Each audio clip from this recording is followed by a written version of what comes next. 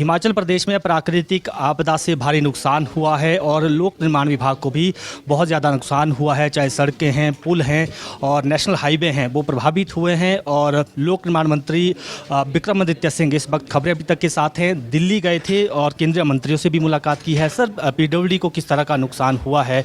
आप दिल्ली भी गए थे और क्या बात वहाँ पर हुई है? रिस्टोरेशन को लेकर क्या एक चुनौती रहेगी सरकार के पास?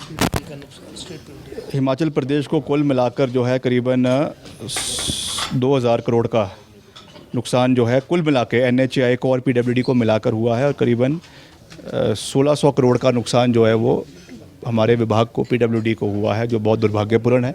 इसके लिए हम पूरी मजबूती से कार्य कर रहे हैं। मुख्यमंत्री जी सजग है और अपना पूरा योगदान दे रहे हैं। उन्होंने एक हमको स्पेशल पैकेज करीबन 150 करोड़ रुपए का दिया है, मगर आने वाले समय में हमें और मजबूती से काम करना है, केंद्र सरकार से सहयोग लेना है, सबका सहयोग लेना है। उस पर हम प्रयास कर रहे हैं और मिलकर इस रेस्टोरेशन को, सड़कों को फिर से ठीक कर रहे हैं, इसका हम पूरा प्रयास कर रहे हैं। सर, क्या केंद्र से अभी तक मदद मिल पाई है? आप दिल्ली भी गए थे, मुलाकातें वहाँ हुई है, किस तरह की मदद मिलेगी और उम्मीद अभी तक हिमाचल प्रदेश को केंद्र से कितनी है? केंद्र से पूरी उम्मीद है। उम्मीद ही क्या, केंद्र Himachal is part of the union of India, तो ये हमारा अधिकार भी है। हिमाचल प्रदेश एक अभिन्न अंग है देश का और इस आपदा की घड़ी में जो हमारा बड़ा भाई है, केंद्र सरकार है, उनको मदद करनी चाहिए और करेंगे, मुझे विश्वास है। तो इस पे मुख्यमंत्री जी ने भी और हमारे डिप्टी चीफ मिनिस्टर ने भी, प्रधानमंत्री जी से भी और गृह मंत्री जी से भी इस विषय में विषय उठाया है।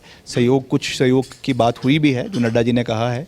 मुझे नहीं पता कि उसमें से कितना आया है कि नहीं आया है, मगर वो आएगा और भी आना चाहिए, क्योंकि 8000 करोड़ का नुकसान हुआ है, तो उसकी भरपाई में बड़ा योगदान केंद्र सरकार को देने की आवश्यकता है। सर, रिस्टोरेशन को एक चुनौती मानते हैं आप? हालांकि नुकसान कुल्लू मंडी की तरफ बहुत ज़्यादा हुआ है, नेशनल हाईवे प्रभावित हुए हैं।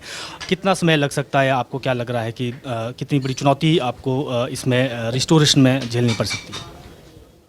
नहीं, पड़ेगी, ज़रूर पड़ेगी।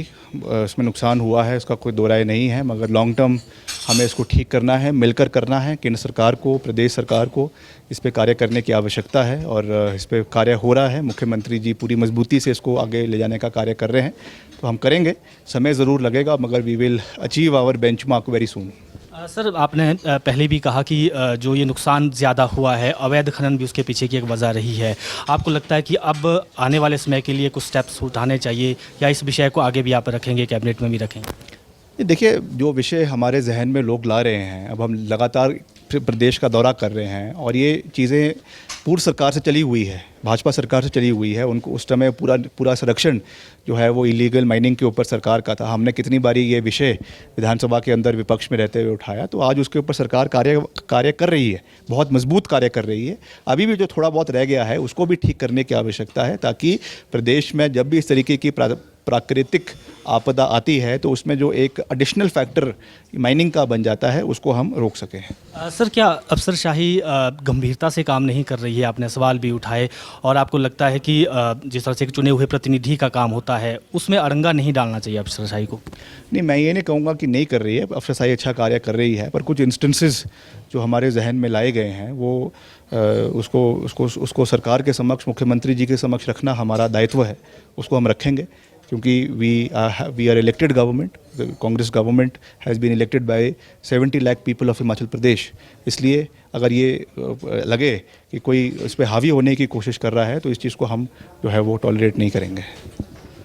बिल्कुल, लोक निर्माण मंत्री विक्रमादित्य सिंह थे और इन्होंने कहा कि करीब 2000 करोड़ रुपए का नुकसान लोक निर्माण विभाग को हुआ है और रिस्टोरेशन एक चुनौती रहेगी और इस दिशा में राज्य सरकार काम कर रही है। वीडियो जर्नलिस्ट अंकुर के साथ प्रदीप ठाकुर, शिमला।